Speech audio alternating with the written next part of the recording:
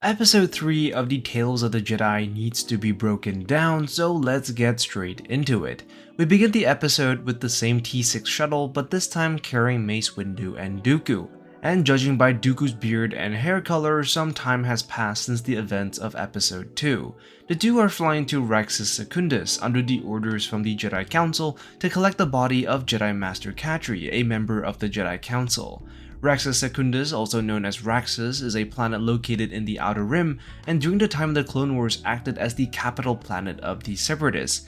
It's also a planet that would be visited much later by the Bad Batch.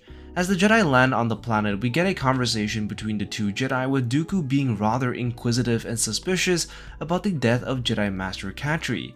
Mace Windu, on the other hand, seems content to follow the Council's orders, and this dichotomy between the two will come into play later and be a primary reason for why Dooku left the Jedi Order. The two Jedi are brought before Senator Larik, where Dooku begins to quiz the Senator on the circumstances of the event. The Senator goes on to explain that he planned to meet a group of rebels to prevent war on Raxus when Master Katri insisted on going with him. Dooku then demands to see the location of the ambush, and the Senator seems rather reluctant to visit the area. A guard steps up and offers to take the Jedi there. As the group arrive at the location of the ambush, Dooku and Windu immediately set about investigating the area, where they begin to notice some discrepancies in the Senator's story.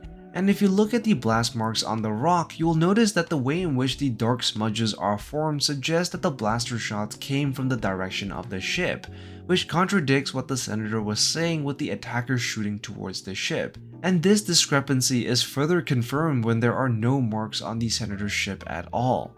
This immediately prompts Dooku to draw his lightsaber and demand the truth, surprising Windu, who tells him to stand down. This causes the Senator to break and tell them the truth, which would end up costing his life. And this brief moment really just demonstrates that Dooku is slowly descending towards the dark side, and compared to his behavior in episode 2, Dooku is less hesitant to use force if necessary.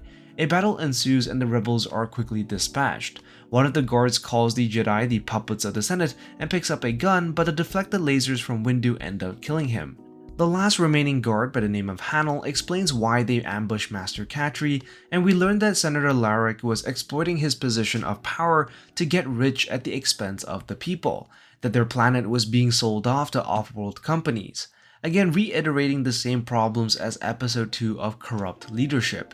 When Windu asks why they hadn't been honest to Katri about their struggles, Hanel again reiterates how disillusioned many people have become with the Jedi, a sentiment which is increasingly shared by Dooku. Windu tells the guard that Katri would have listened, but by studying Dooku's reaction, Dooku isn't so sure. Back at the capital, Dooku has a brief conversation with the guard, and he comes honest about his sympathies towards the rebel cause. And the whole conversation foreshadows the rise of the Separatists and Dooku's eventual defection.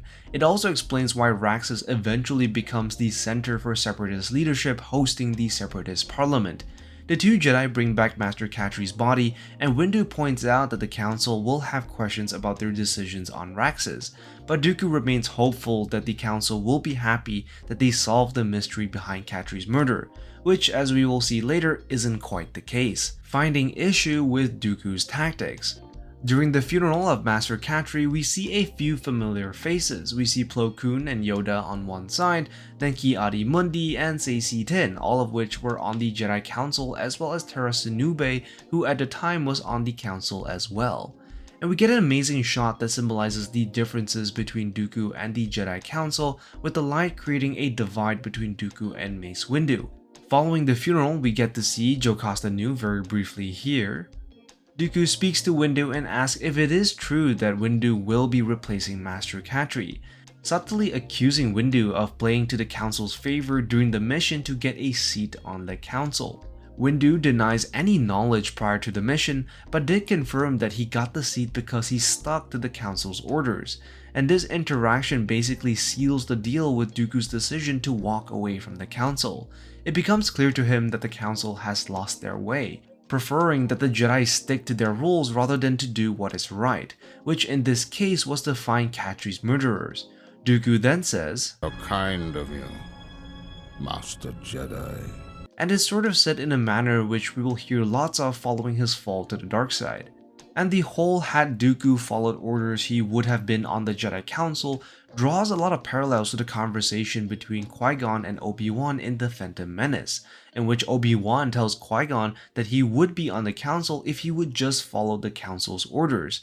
But unlike his old master, Qui-Gon never fell to the dark side, again showing that despite going through the same issues with the Council, Qui-Gon never lost his way.